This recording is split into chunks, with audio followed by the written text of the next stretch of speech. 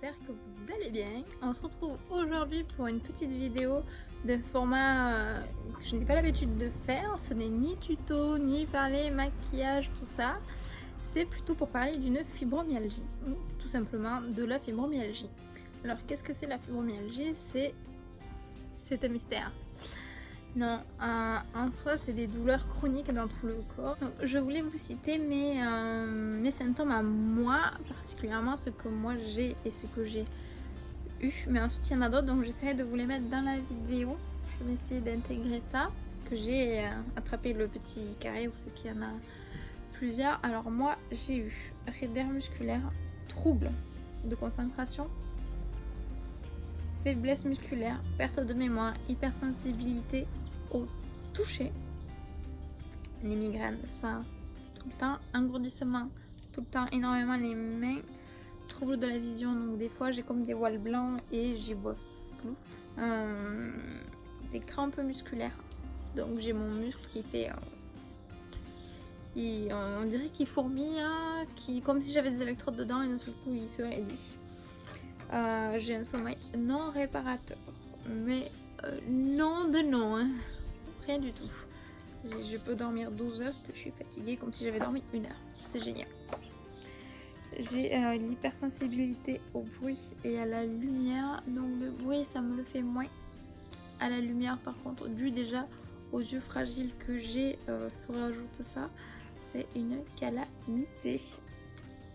Donc ça c'est mes symptômes. Après l'année dernière, il y a 1 an et demi, non, en fait j'ai, au niveau des symptômes de la fibromyalgie, moi ça m'affecte énormément tout mon côté gauche, donc tout le côté, il n'y a pas un centimètre carré qui est pas affecté, on va dire, qui est plus affecté que le côté droit. Donc quand je suis en grosse crise, c'est le visage, donc ça me prend tout ce qui est oreille, tout ça. Alors le haut du visage non, c'est tout le bas, le nez, la bouche, et c'est tout figé. Donc quand je parle, j'ai l'impression d'être une neuneu, parce que la première fois que ça m'est arrivé, je me suis sentie con parce que je sentais que ça, comme si je parlais comme ça, qu'il y avait le côté qui bougeait plus. La personne à côté comprend rien et toi tu te sens un peu con. C'est des choses qui arrivent. Donc le bras ça va encore, la mobilité des mains, tout ça c'est raide, c'est gonflé, mais ça va. Et la jambe c'est comme si vous alliez chez le kiné ou si vous faites du sport, vous avez des électrodes, des électrostimulations à la maison ou chez le kiné. Quand vous les pose, vous savez, votre muscle qui se contracte, qui se décontracte, tout ça. Et un jour en roulant, j'avais une crise qui me prenait et ça me prenait dans les oreilles. Donc je pense que ça doit toucher un petit peu tout ce qui est oreille interne. Je pense parce que je suis pas du tout de ce milieu-là. Hein. Et celle-là, j'en ai horreur. D'ailleurs, elles me font hurler là, moi. Hein. Jure, ça me fait un mal de chacal. C'est le pourtant je suis rude dans le genre, mais celle-là, je supporte pas. Et donc j'avais celle-là et je conduisais. Et j'ai ma jambe gauche qui est venue, donc mon muscle faisait que se tendre, se détendre, se tendre, se détendre. Et il s'est tendu, mais la jambe du coup raide, sur mon frein. Alors que je roulais, je n'allais pas vite parce que j'étais dans un village, donc j'étais à 50 à l'heure. Et elle s'est posée, donc elle s'est raidée sur ma jambe, sur mon frein. Du coup, et alors que ma jambe droite accélérait. Donc ma voiture a pilé. Dieu soit loué, c'était sec, pas de flaque, rien du tout, ma voiture est restée droite, personne derrière parce que là honnêtement, sinon on me rentrait dedans quoi. Et en fait ça a duré peut-être le temps que la voiture s'éteigne, tout ça, et que je percute et que j'arrive à enlever ma jambe. Donc je suis rentrée au travail et j'avais une cliente, je me rappelle, et j'ai dit à ma mère c'est pas possible, j'ai là il vient de m'arriver ça, c'est pas possible quoi. Donc, je vais consulter, puis on me dit oui c'est normal, on peut rien y faire, c'est la maladie. J'ai dit mais vous vous foutez de moi? C'est la maladie, c'est normal. Ton pied peut se paralyser. En gros, sur ton frein alors que tu conduis, tu peux avoir un accident. Bon, là, t'es seul, donc voilà. Hein. Il y avait quelqu'un derrière, je sais pas, moi je me dis, imaginez, ça m'arrive ça sur l'autoroute. Tu fais comment à 130 voilà, tu fais un carambolage parce que ton pied est venu freiner tout seul. What? Non mais. Donc, du coup, j'ai vite y remédier. J'ai changé de voiture, j'ai pris une automatique. Donc c'est le cerveau qui dirige tout ça, bien évidemment. Mais plus particulièrement, c'est une maladie qu'on ne sait pas détecter. Tout simplement parce que ça ne se voit sur aucun examen. Prise de sang, neurologie, scanner, IRM, tout ça, il n'y a rien. Walou, invisible. Donc qu'est-ce qu'on fait? C'est-à-dire qu'on fait plusieurs examens pour éliminer les autres maladies, et une fois que on n'a aucune des maladies, on a une fibromyalgie. Alors, donc j'ai une fibromyalgie depuis 2 ans et demi, ça fera 3 ans au mois de septembre que j'ai été déclarée fibromyalgie. J'avais eu déjà des douleurs avant, donc j'ai vu des rhumatos qui ont dit de faire soigner la tête. Ok, pas de souci, on va faire soigner la tête. C'est peut-être que ça. Et là, non, ce n'est pas que ça. Et en fait, au mois de septembre, il faut savoir que je suis coiffeuse, que je suis à mon compte actuellement, mais qu'avant, je travaillais en salon. Et j'allais coiffer, c'était ma belle-mère que j'allais coiffer un soir. Et en finissant, je vais, pour aller à ma voiture, rentrer. Et là, en fait, je ne pouvais plus marcher. Mes jambes ont arrêté de fonctionner normalement, j'ai envie de dire. Et de là, je me suis pas trop inquiétée, parce que j'avais souvent des douleurs au niveau des jambes, des faiblesses. C'est que j'avais l'impression de peser 1,5 tonnes sur des jambes de moustique. Donc j'ai dit, je vais me coucher, je suis fatiguée, ça ira. Or, c'est pas passé, je suis retournée travailler 2 jours d'affilée, donc je boitais, parce que je tenais pas du tout sur mes jambes. Je suis partie à l'hôpital pour aller consulter. À part draguer ma mère, c'est tout ce qu'il a fait. Il m'a dit, vous reviendrez. Donc je suis allée voir mon généraliste, prise de sang, donc tous les examens à faire. Ça a pris à peu près 1 mois pour me dire que j'avais ça. Donc pour le traiter, c'est simple, antidépresseur. Ça, c'est la vie. L'antidépresseur, pour eux, c'est la vie. De là, Tata Momo a pris 10 kilos, 20 kilos. 20 kilos. Comme ça, Tata Momo. Je faisais 47 kilos et je suis passée à 67 kilos. J'ai très mal vécu ça. Donc j'ai arrêté l'antidépresseur, puisque pour eux, c'était pour détendre les muscles, étant donné que c'est les muscles qui se raidissent. Donc j'ai arrêté ça et j'ai fait de l'hypnose à la place. Donc de là, j'ai perdu 8 kilos en 1 semaine. Ça c'est top. Il m'a remis le mécanisme en route, parce que l'antidépresseur, qu'est-ce qu'il fait? Il nous endort le cerveau. Donc il nous endort pas que le cerveau en fait, il nous endort tout le corps. Donc on est au ralenti total. Donc ça c'est très cool, hein. on est pisse. Même pas en fait, moi juste ça m'aidait à dormir. C'est tout ce que ça m'a fait. Au niveau des douleurs, rien du tout. Après en antidouleur, j'avais de l'Irica. Et après ibuprofène, Doliprane, tout ça. Donc j'ai vu l'hypnotiseur pour la perte de poids, tout ça, et pour les douleurs, ça c'est super, franchement. J'ai rien à dire là-dessus, sachant que je faisais de l'acupuncture 2 fois par mois, donc tous les 15 jours environ. Là je commence un petit peu à les espacer, je fais tous les 3 semaines, 1 mois. Ça fait vachement du bien, donc ça m'a aidé à travailler sur la fatigue et sur les muscles. Donc je suis inscrite à la salle de sport.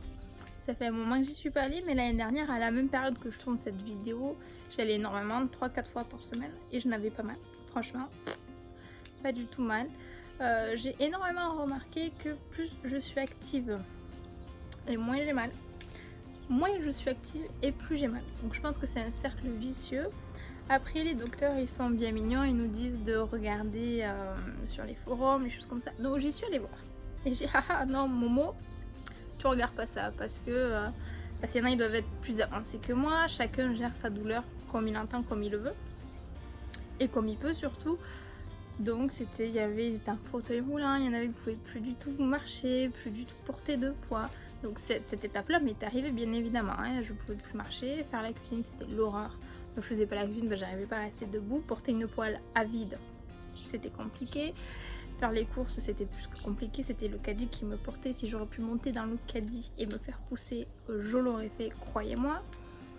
Je suis passée par toutes ces étapes-là, où c'est qu'on peut pas marcher correctement, où c'est qu'on est très fatigué, où c'est que au toucher, juste ça, on a envie de tuer la personne qui nous fait ça, parce qu'on a l'impression qu'on est rempli de bleu, mais c'est même plus un bleu à ce stade-là, c'est un hématome énorme. C'est qu'à peine on les fleure, on monte au plafond parce que ça nous fait super mal. Donc j'ai connu ça aussi, ça fait partie des symptômes. C'est qu'en fait on est hyper sensible au toucher, et je le suis encore. Alors moins, ça dépend par moment. Si je suis très fatiguée, je suis très sensible à ça. Si ça va, ça va. Après il faut pas venir me foutre un coup de poing, parce que là j'ai plus de bras en fait, il est par terre mon bras. C'est ces petites choses là.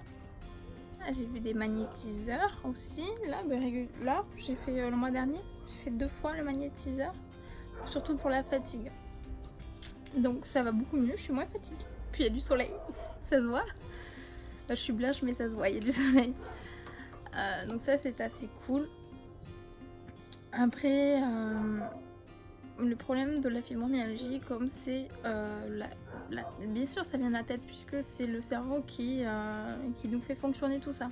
Donc ça va de soi que c'est le cerveau qui déraille. Moi je dis ça, mon cerveau il déraille, il est fou comme moi, il fait n'importe quoi. Mais c'est vrai que pour l'entourage c'est compliqué parce que c'est une maladie qui ne se voit pas, on ne voit rien, hein, on n'a pas besoin de faire de chimio, on n'a pas de bleu. Donc les gens disent quoi, qu'on simule, qu'on fabule, que c'est pas vrai, qu'on est, je sais plus le mot, mais ceux-là qui s'inventent les maladies ou qui ont tout le temps mal quelque part.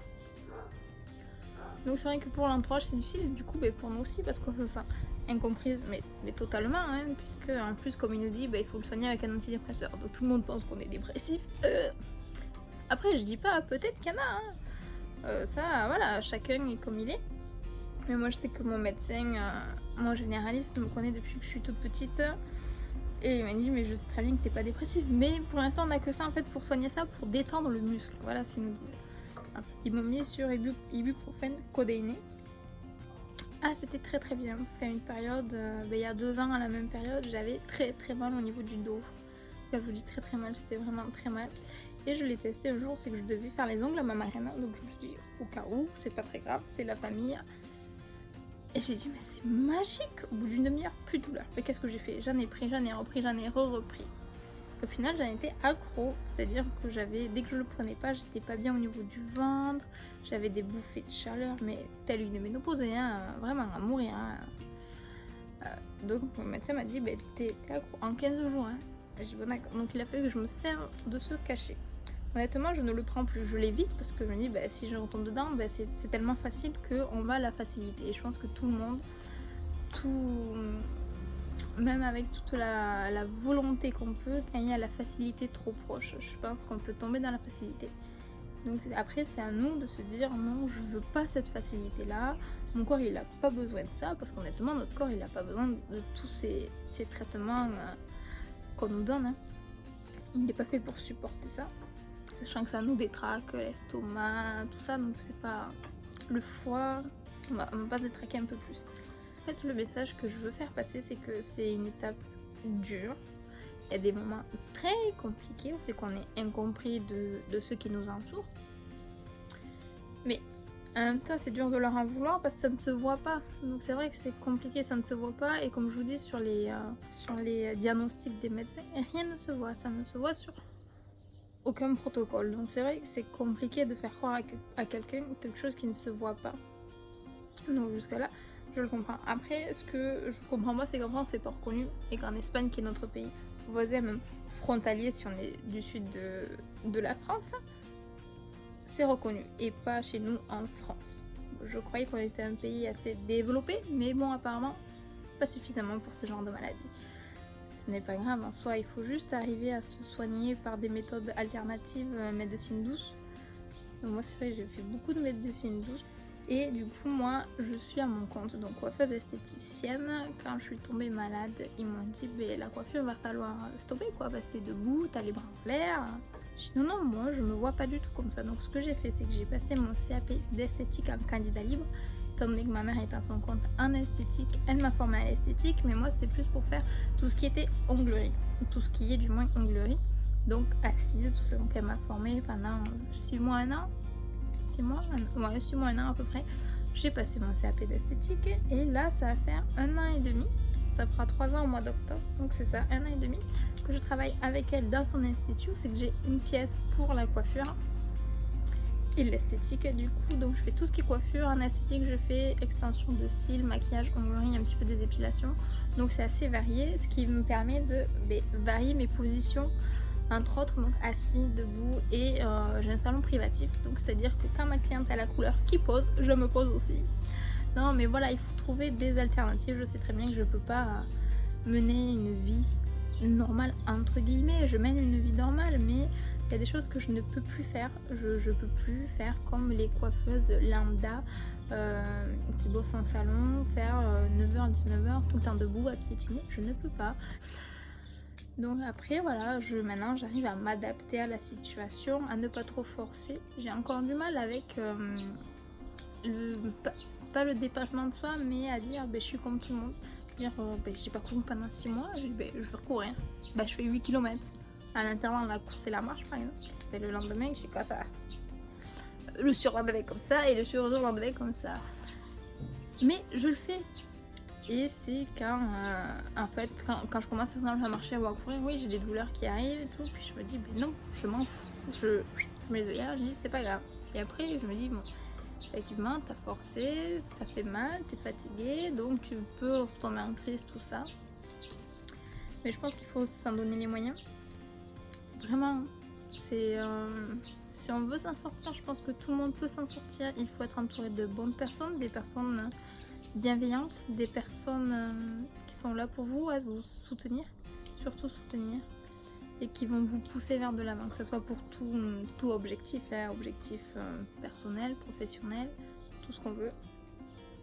Je pense que ça c'est très important. Et j'ai remarqué que effectivement quand je suis très contrariée ou très fatiguée, ça se déclenche. Mon cerveau il dit stop Morgane, zen, fais du yoga, ce que tu veux. J'ai de la couleur, j'ai fait une couleur aujourd'hui, voilà. Je me colore.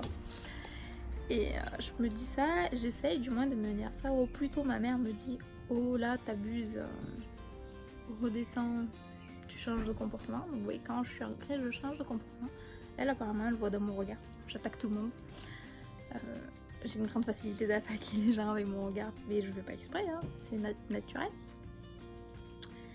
Donc voilà, donc c'est vrai que du coup comme je travaille avec ma mère, elle me connaît par cœur, elle le ressent, elle me dit tu vas préparer une crise. D'ailleurs je le sens, je suis beaucoup plus énervée, beaucoup plus tendue, donc il faut essayer, j'ai bien dit essayer parce que c'est pas facile, mais de se détendre, de calmer, de relativiser et voilà, de chercher des méthodes qui nous conviennent à chacune et à chacun. Malheureusement maintenant ça touche les personnes plus jeunes, avant on me disait que c'était plus tard, donc moi je vais sur les 24, donc j'avais 21 quand ils me l'ont déclaré, 20, 21 par là. Mais c'est comme ça, j'ai envie de dire, c'est pas mortel, on n'a pas de traitement lourd, franchement quand même si une maladie dure, j'ai qu'on s'en sort plutôt bien. Alors peut-être qu'il y en a qui vont me dire, mais elle est folle celle-là de dire ça, mais moi on m'a dit, t'as une fibromyalgie, machin, c'est pas soignable, machin. J'ai dit, ok, pas de soucis, ok. De toute façon ça ne soigne pas, ok, c'est à vie. Mais j'ai pas de traitement lourd, je prends 0 traitement, faut le savoir, 0 quand j'ai mal, ibuprofène, doliprane, combiné, basta. C'est tout, ça sert à rien de se le cacher, je prends que ça. Et je me suis dit, bah t'as ça, bon d'accord, t'es pas comme les autres, ok, ça arrive. De toute façon, personne n'est comme les autres, hein. Il y en a, c'est beaucoup plus grave, il y en a, ils ont des choses moins graves, je relativise. J'ai pu, grâce à ma mère, j'ai pu optimiser mon lieu de travail, donc travailler à mon rythme, à ma façon, mais faire toujours ce que j'aime parce que je n'aurais pas pu faire autre chose que mon métier premier, je m'en serais pas vue. Et je pense que ça peut démoraliser plus d'un. J'aurais pas pu rester à la maison sans rien faire. Mon caractère et ma façon de voir les choses et de vivre n'est pas compatible, je pense. Donc c'est vrai que c'est quelque chose d'assez bien ce sens-là, de voir la vie comme ça. Après j'ai énormément remarqué que les gens qui broient du noir, même moi hein, quand je suis dans une spirale où je broie un petit peu du noir, ça va pas. C'est-à-dire toutes les douleurs sont là. Youhou, le cerveau de Momo ne va pas, donc tout le corps ne va pas et donc on rentre en crise et c'est la catastrophe. Mais voilà, je pense que il faut essayer de ne pas broyer du noir. Je pense que c'est la meilleure des choses à faire. Il faut savoir qu'avant je montais beaucoup à cheval, donc ça j'ai dû l'arrêter quasiment totalement, j'ai envie de dire, parce que je ne monte plus à cheval. Mais au début, beaucoup par peur. Par peur que si je tombe, je me casse quelque chose, par peur que si je tombe, je mette un mois à m'en relever, par peur que mon côté gauche se paralyse quand je suis à cheval, beaucoup par peur, c'est vrai. Après peut-être par facilité, j'avais peur de comment mon corps allait s'en remettre parce que c'est pas un fleuve tranquille hein, de monter à cheval, ça secoue les muscles.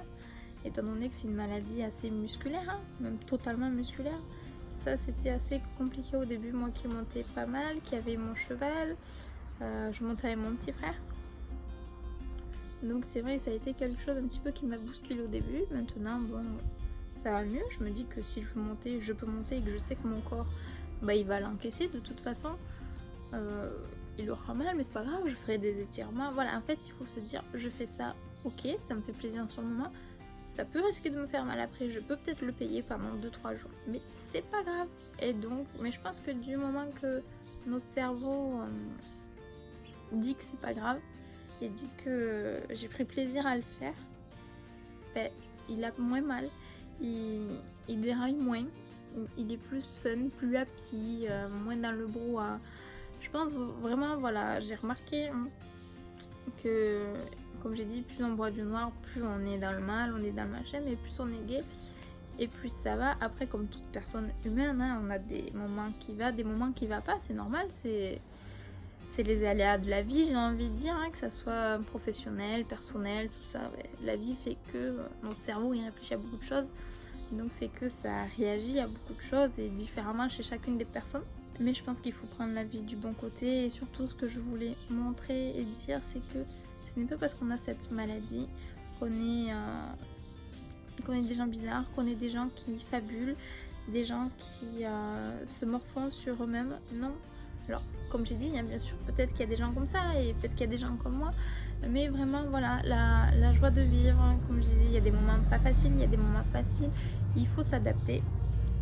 Et surtout, quelqu'un qui vient d'avoir cette maladie, qui ne sait pas du tout comment la gérer, qui est peut-être pas bien entouré, qui est peut-être pas tout ça, qui n'a pas eu la chance d'être peut-être à ma place et entouré comme moi je l'ai été, du moins. Mais d'aller de l'avant, ne pas se morfondre. Si ça va pas aujourd'hui, c'est pas grave, ça ira mieux demain. Mais surtout si ça va pas sur le long terme, ne pas rester sans rien faire et s'enfermer dans cette bulle de négativité. Parce que c'est cette bulle de négativité qui fait qu'au final on n'est vraiment pas bien. Donc le mieux c'est d'être gay, positive, la positive attitude. Je crois que ça fait plus d'un an facile que je n'ai pas vu mon médecin généraliste. Ça fait 2 ans, 1 an et demi, 2 ans que je prends plus de cachets. Maintenant quand j'ai une douleur un petit peu trop persistante, ou même de suite dès que je le sens, je prends un ibuprofène combiné à un Doliprane, les deux plus forts, hein. Je prends de suite, comme ça passe et c'est parfait, je me traite qu'avec ça. Après j'essaye d'avoir une activité physique quand même assez régulière. Là ces derniers temps j'ai pas eu le temps, avec le travail, les examens, tout ça, ça a été assez compliqué, mais bon j'ai 2 chiens que je vais souvent promener, donc déjà ça me fait bouger. J'ai un métier où je suis pas assise, je piétine, je suis debout, donc je suis quand même assez active dans l'ensemble. Mais il est vrai que j'ai remarqué que plus je vais m'envoler, que plus mon corps est en activité et mieux il va, étant donné que c'est les muscles, donc je pense que plus on chauffe notre muscle, tout ça, plus il est malléable, j'ai envie de dire. Je me mets au yoga tout doucement, autant vous dire que je suis méga raide. Donc il faut pas oublier que j'ai eu des moments très durs, très compliqués, très douloureux, très tout quoi, vraiment, hein, les vraies crises que l'on peut faire, hein, puisque c'est une maladie sur les muscles, donc les muscles ça fait à peu près tout quand même, hein. C'est ce qui nous sert à avancer. C'est une maladie qui disent neurologique puisque ça vient du cerveau, étant donné que le cerveau contrôle tout notre corps. Je trouve ça limite normal. Voilà, ce n'est pas parce qu'on a une pète au casque ou quoi que ce soit d'ailleurs, hein. C'est comme ça, c'est le cerveau qui gère le corps, on le sait, c'est le cerveau qui dit de lever le doigt, qui dit de se tirer les cheveux, par exemple. Voilà, c'est juste le cerveau qui est fatigué, qui déraille. Donc je pense, et j'avoue que pour cette maladie, il faut vraiment un entourage super. Moi je pense que ce qui m'a aidé, c'est d'avoir un entourage et surtout une maman très présente, qui a fait toutes les démarches, qui m'a poussée à aller voir l'hypnotiseur, qui m'a poussée à avoir toute cette... Au début, j'ai dit, tu me fais chier. Au début, réellement, j'ai dit, tu me fais chier, hein. Tu vas me saouler avec ces conneries, là, je peux que ça faire. Mais au final, merci quoi, parce que grâce à ce poussage excessif, non, après, elle me dit, tu fais ce que tu veux, hein. Mais ça permet de faire les choses et de voir que finalement, les gens sont là pour nous, même si ça va pas, même si dans n'importe quelle situation, ça fait du bien de voir que si ça va dans la réussite, les gens sont là, et si ça va pas dans la maladie, dans l'échec, les gens sont là aussi. Et malgré ça, je pense que c'est très important, voilà, d'avoir une ou plusieurs personnes qui arrivent à nous entourer, qui arrivent à nous porter de l'avant, à nous motiver, à me dire bon ben aujourd'hui ça va pas, mais ça va aller demain. Ne t'en fais pas. De toute façon, ça peut que aller. Ça peut que aller mieux. Des choses comme ça. Et après, bien évidemment, l'entourage est fait. Mais il y a nous aussi, il y a notre caractère, notre force, notre façon d'être qui fait que voilà, si on est une personne qui se lamente sur notre sort, mais moi la première, au bout d'un moment, t'en as marre en fait. Tu déprimes, mais tu te dis c'est bon quoi. Parce que c'est comme ça, ben c'est comme ça et je resterai comme ça. Non. Faut pas se dire ça, faut se dire ouais, ok, j'ai mal. Ok, ouais, ok, je le sais, j'ai mal. Mais je vais pas rester comme ça. Mais je veux évoluer, mais je veux avancer. Et je pense avoir la force de dire je veux faire ça, je vais y arriver, je me donnerai les moyens. Je pense qu'au final, on peut y arriver. Tout le monde peut y arriver. Atteindre de quelque chose ou pas. Si on veut, d'ailleurs on lit, si on veut, on peut. Donc je pense que ça, c'est assez cool. Il faut le garder. Donc vraiment, voilà, moi, je suis passée par le bas. Je suis pas montée tout en haut, mais oui, j'ai eu des gros moments de faiblesse, de tristesse, de douleur. Mais j'ai eu des moments de joie, de gaie, de sans douleur, de tout ça. Je pense que des douleurs, j'en ai tous les jours.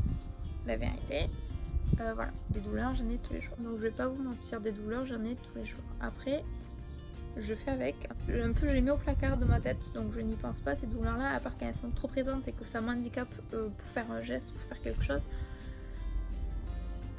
Mais on va pas dire j'ai la joie de vivre. Si, j'ai la joie de vivre, on peut le dire, je pense, je sais pas. Mais en tout cas, c'est bien de vouloir aller de l'avant. Voilà. Donc si vous avez des questions, que vous souhaitez en savoir un petit peu plus, que je le développe un peu plus, que je vous explique qu'est-ce que c'est exactement la maladie, qu'est-ce que ça peut faire exactement, tout ça, écoutez, je peux le faire. Déjà moi je vous dis mon expérience, tout ceci, mon ressenti surtout. Mais si vous avez des questions précises, si vous êtes atteinte ou si votre entourage est atteinte, il n'y a pas de souci, vous pouvez m'envoyer un message. Je vous y répondrai. C'est avec grand plaisir que je le fais. Sur ce, je vous fais de gros bisous. Prenez soin de vous et profitez de la vie.